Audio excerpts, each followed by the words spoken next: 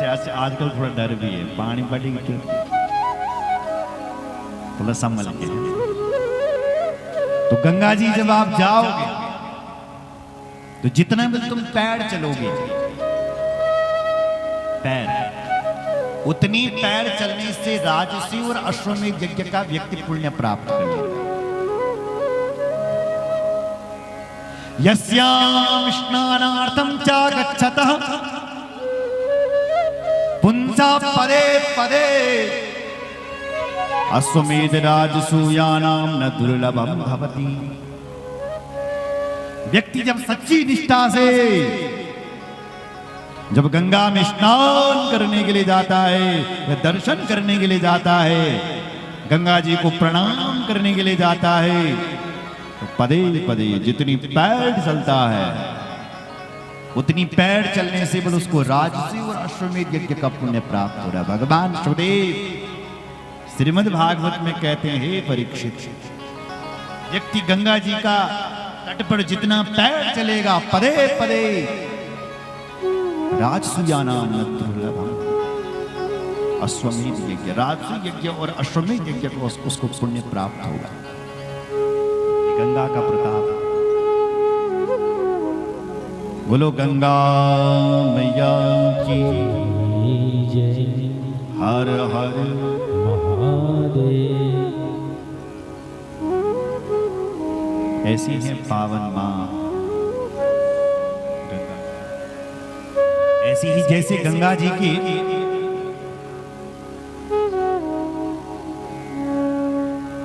की जैसे दर्शन करने मात्र से सारे पाप मिट जाते हैं, ऐसी एक पतिव्रता नारी का दर्शन करने से भी वह सारा पाप मिट जाना। इसलिए कह रहे हैं कि पतिव्रता नारी धन्य है। तो कौन है पतिव्रता? पतिव्रता च सावित्री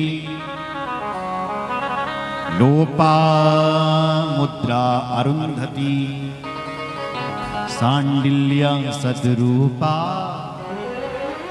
अनुसुया लक्ष्मी स्वदसती। पतिव्रता च सावित्री। सावित्री की कथा देवी पुराण में है, जिसके पति का नाम है सत्यवान। यमराज के घर से अपने पति को वापस लाती है। यमराज ने कहा, हे देवी तुम घर चले जाओ, तुम क्यों पीछे आए? यहां तो सब व्यक्ति अपने कर्मों के अनुसार। बोले कर्म क्या है? भोगता, ये भोग क्या है? कौन से कर्म से व्यक्ति कौन सी योनि में जाता है? यमराज भी आश्चर्यचकित हो गया, ये देवी कौन है जो पुनः प्रश्न कर रही है? ये जीव क्या है? जीव का धर्म क्या है? यमराज समझ गया, ये 16 साल की देवी, अवस्था तो 12 से 16 के बीच है, लेकिन ज्ञान बूढ़ों वाला है। ध्यान लगाया तो पता चला कि ये सावित्री मां गायत्री है। वो आदि शक्ति ही सावित्री बनकर के धरती पर प्रकट हुई। इसलिए सावित्री, लोपा मुद्रा, अरुंधति, शत्रुपा, मां अनुसुया, ये सब इनका नाम लेने से बोल आपके पति चिरंजीवी होते हैं माताओं, इन माताओं का नाम लेना चाहिए। बोलो जय श्री राम। अच्छा, पतिव्रता कहते किसे हैं? बोले पतिव्रता उसे कहते हैं जो पति को भोजन करवा करके भोजन करे। पतिव्रता कहते किसे हैं? बोले पतिव्रता उसे कहते हैं जो पति के सोने के बाद ही सोए। अच्छा, पतिव्रता कहते किसे हैं? बोले उसे कहते हैं जब पति घर में ना रहे तब श्रृंगार छोड़ दें, और जब पति घर में आए तब श्रृंगार पहने। पर उल्टा हो रहा है, क्यों आजकल? जब पति घर पर छो तब पुराना कपड़ा पहने घर को लगा बड़े मणे, और जन्म बाजार जाओ क्यों ऐसे पूरा श्रृंगार करके बाजार? क्यों साहब? जबकि होना ये चाहिए था जब पति घर पर रहे तब श्रृंगार करके रहे, पर उल्टा हो गया। जब बाजार जाए तब श्रृंगार करके जाए, और जब घर में आए तो सब उतार दे। बोलो जय श्री राम।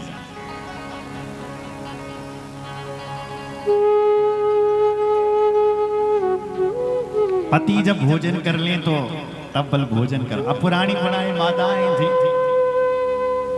नहीं करती थी तब तक भोजन, जब तक हमारा स्वामी जी न खाए। लेकिन तुम खाए करा, बोलो जय श्री राम। हमने क्यों बोले आपके पतिदेव पता नहीं कहाँ गए, उन्होंने वहीं भोजन कर लिया होगा, अब तुम उनका तक रण रुको, इसलिए आप भोजन कर सकते हैं। बोलो जय श्री राम। अब पति के सोने के बाद ही और कहीं पतिदेव गेम खेलने में लगा, फोन चलाने में लगी 12 बजे रात तक, कि तुम तब तक इंतजार करोगे? सो जाना। बोलो जय श्री राम। कुछ नियम सतयुग के थे जो इस समय लागू नहीं होते हैं। अब पतिदेव फोन से चलाने लगे और तुम जागरण करना अच्छा लगा तो तुम सो सकते हो। बोलो जय श्री।